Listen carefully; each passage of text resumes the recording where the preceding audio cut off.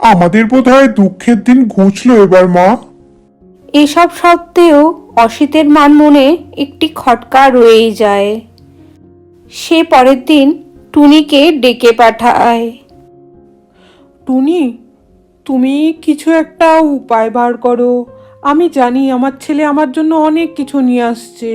ও এখন বেশি বেশিও কাজ করছে আর বেশি ইনকামও করছে, কিন্তু ওর মধ্যে ওই দৈত্য রয়েছে, সেটা শুনেও তো আমার ভয়ে গা হাত পা কাঁপে গো। এক দৈত্যকে নিয়ে ঘর করতে হচ্ছে আমাকে, আর আমার ছেলেটার মধ্যে ওই দৈত্য রয়েছে। আমার ছেলেটার না জানি কী বা কষ্ট হচ্ছে। তুমি কিছু একটা উপায় বার করো না গো টুনি। ঠিক আছে, তুমি কোনো চিন্তা করো না গো অসিতের মা। আমি বানর ভাইয়ের কাছ থেকে ঠিক একটা কিছু উপায় শুনে নেব। বানর ভাই তো অনেক জ্ঞানী, ঠিক বলে দেবে। টুনি পরের দিন বানরকে গিয়ে সব